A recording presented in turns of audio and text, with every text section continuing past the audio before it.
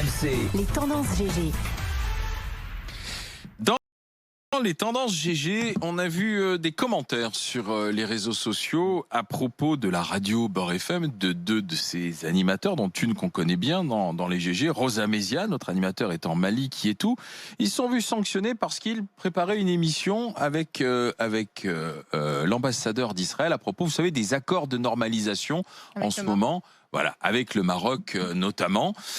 Et ça a fait pas mal réagir, pas mal causer cette petite histoire, Olivier. Oui, semble-t-il, Beurre FM aurait sanctionné ces deux animateurs, dont notre ami Rose, avec Malik Yetou, qui sont animateurs d'une émission qui s'appelle L'Actu Autrement. Ils préparaient en fait une émission sur l'accord de normalisation entre le Maroc et Israël. Ils ont rencontré l'ambassade d'Israël. D'ailleurs, l'ambassade d'Israël a tweeté une photo remerciant les deux présentateurs pour l'échange sur cet accord de normalisation. Visiblement, ça n'a pas plu à la directrice de la radio, qui a envoyé un mail immédiatement à Rose et à Malik Yetou pour leur dire, pour votre information à tous deux, l'émission ne sera pas conduite à la rentrée, et ce, pas avant un bon débrief de notre ligne éditoriale. Visiblement, cette photo de l'ambassade d'Israël, eh bien, ça a déplu la direction et ça ne correspond pas à la ligne éditoriale de Beurre FM. Qu'est-ce que vous en pensez, ma chère Zora? Pourquoi Marianne? je ne suis pas étonnée?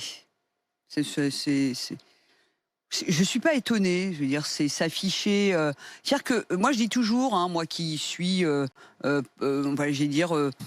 me connaît comme être proche de l'État d'Israël, mais parce que j'ai le droit. Et je dis toujours que si on est passionné d'Afrique ou passionné de n'importe quelle contrée du monde, bon, on n'a pas de souci, mais si on est passionné par ce petit pays, on a plein de problèmes. Voilà, on n'a pas le droit d'être, on va dire, pro-israélien pour plein de raisons, pour ses technologies, pour ce pays qui avance très vite, pour ce pays qui est précurseur dans plein de choses, pour ce pays qui est une vraie ruche de gens qui produisent, qui inventent, qui innovent et qui chialent jamais. Il s'agissait simplement de parler, voilà. de discuter. Et donc, quand on est issu de l'immigration maghrébine, musulman, etc., le rapport avec Israël et en particulier le rapport aux Juifs, eh ben c'est un problème. C'est un problème. C'est un problème. Moi, je sais de quoi je parle. Hein. Je m'appelle Bitan, voilà. Donc, je suis je suis cataloguée comme pute du CRIF, etc. depuis des années. Donc, je ne suis pas surprise. Ils ont pris l'initiative, Rose et Malik, j'allais dire d'aller vers la paix, de discuter simplement. Voilà, mais non, mais c'est super. Et de s'intéresser à ce qui se passe. C'est super, mais la directrice a tout dit. La ligne éditoriale, c'est-à-dire que c'est ses auditeurs. Les auditeurs, est-ce que c'est... En plus, c'est quoi? C'est signifier que tous ces auditeurs sont antisémites. Mais on peut être contre le gouvernement israélien pour des raisons politiques, mais ça commence à faire beaucoup. C'est un antisémitisme non avoué. On ne parle pas, on ne se rapproche pas. Ben, c'est la honte pour Beurre FM. Je veux dire, cette radio qui se vante d'être plurielle. C'est toujours ces gens qui râlent et qui pleurent de ne pas être... Écoute, l'initiative était tout à fait juste et louable, très intéressante. En plus, elle est liée à un rapprochement qui existe entre le Maroc, qui historiquement est un pays en plus qui a toujours été très proche de la communauté juive. Enfin, je veux dire, il faut voir quand même qu'ils ont. Oui. Donc, je veux dire, il y a une actualité. Il y a en plus, j'imagine que chez Beurre FM, une grande partie de l'auditoire est soit marocaine, soit d'origine marocaine. Donc il y avait quand même un intérêt aussi pour les auditeurs de voir ce qui se passe entre le Maroc et Israël. Donc il y avait une vraie actu, il y avait une vraie nécessité justement de montrer que des ponts peuvent être enfin passés. Mais je trouve ça... alors moi, c'est une radio que je n'écoute pas, mais je peux vous dire que je ne l'écoutais pas avant. Mais il est clair que je ne l'écouterai pas après. Voilà, clairement. Nous sommes avec notre ancienne GG, Rosa Méziane. Bonjour Rose. Bonjour. Parce que de buzz hier cette histoire là sur les réseaux sociaux, simplement pour la mise au point, et que tu nous racontes ce qui s'est passé alors. Écoutez, merci en tout cas de me donner la parole dans les GG, mais je ne doutais pas de votre capacité à donner la parole à tout le monde. Alors effectivement, Malik Yetou et moi-même qui sommes co-animateurs de l'émission L'Actu Autrement sur Beurre FM, sommes un peu consternés de cette séquence qui nous arrive. Alors moi, ça fait à peu près un petit peu moins de 2 ans maintenant que je fais des médias, que ce soit auprès de vous ou auprès d'autres chaînes. Et ça fait 2 ans, moi j'ai choisi en fait, avec Malik et tout, de faire du média auprès de Beurre FM, de construire une émission en parallèle des médias dits mainstream, parce que il y a une histoire avec ces radios communautaires et à plus forte raison Beurre FM.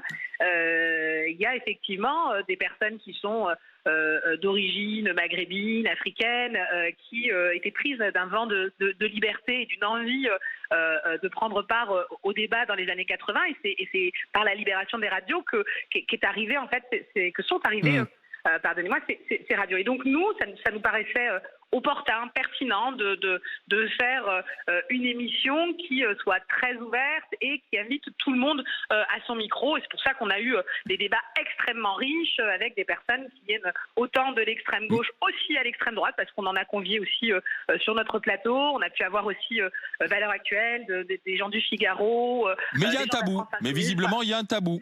Alors effectivement, et donc on a été approché par le porte-parole de l'ambassade d'Israël, qui nous a effectivement dit qu'il aimerait bien nous parler de cet accord. Que l'on soit d'accord ou pas, historique.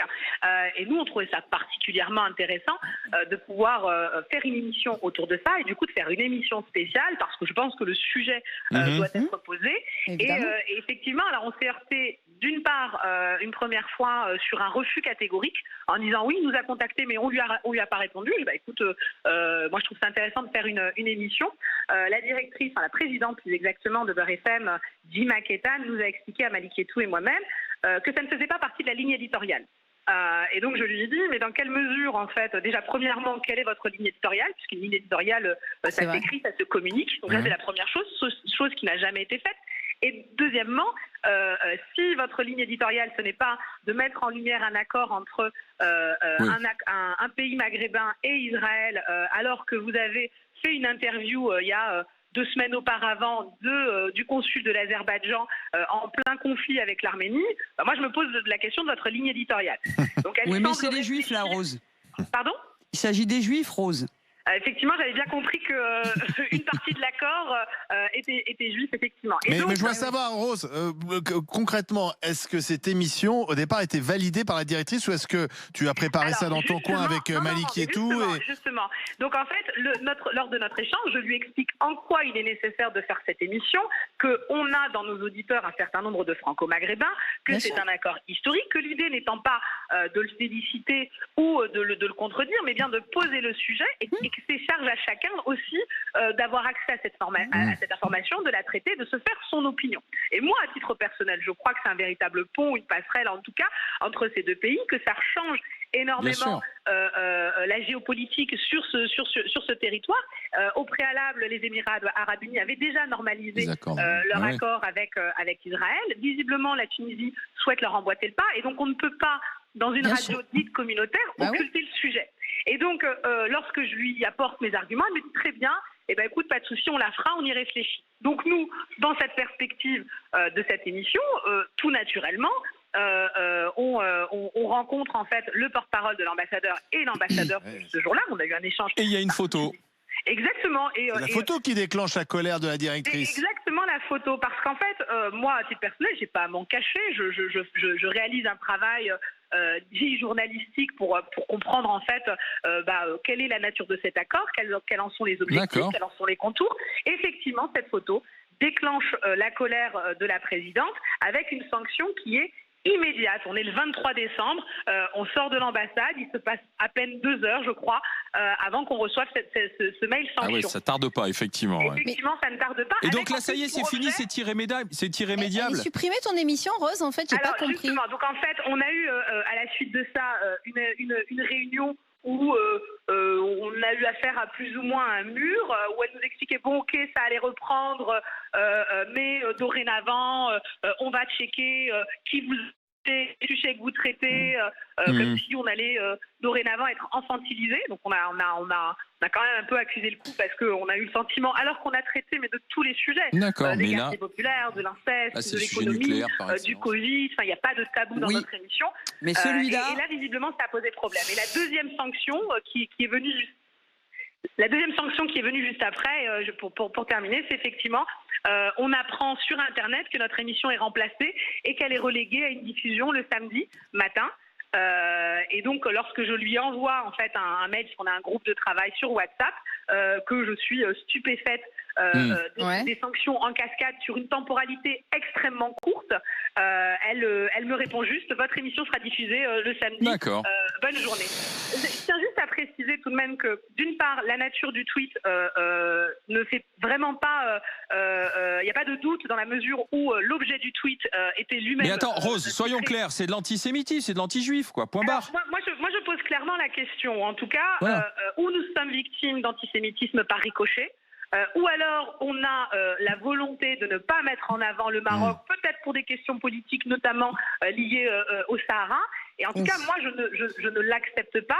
Et j'ai toujours, avec Malik Yetou, décidé d'être sur les plateaux, et parfois même des plateaux hostiles, où un certain nombre de personnes étaient contre un certain nombre de mes opinions, où je revendique effectivement une certaine diversité d'opinions, une diversité sociale dans les médias mainstream. Je ne peux pas moi-même, en tout cas sur mon plateau, pratiquer une forme de discrimination. Et ici, je crois véritablement qu'on a une discrimination contre une nation, et je crois qu'il faut savoir la dénoncer. Le vivre ensemble, ce n'est pas un slogan, c'est quelque chose que Malik Yetou et moi-même vivons viscéralement et qu'on a envie de faire vivre. Merci Rose, merci de ces explications, merci d'avoir été avec nous, Rosa Méziane.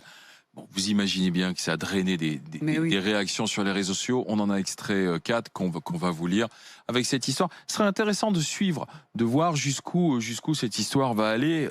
Gilles Claverel qui écrit: j'ai connu Beurre FM orienté, ouvert, honnête et curieux de tout. J'ai toujours bénéficié d'un accueil rare, fait d'honnêteté intellectuelle et d'écoute. Cette évolution est triste. Elle marque une fermeture et un repli.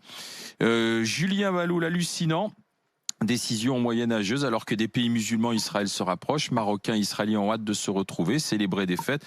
La radio sanctionne des journalistes pour avoir interviewé l'ambassadeur d'Israël. Soutien.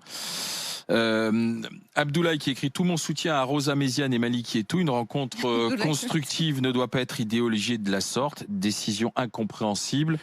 Et puis Floun qui dit: ce serait très douteux de sanctionner des animateurs au prétexte d'avoir rencontré un ambassadeur en France d'un pays qui a une actualité le justifiant. Il y a forcément une autre raison à leur éviction.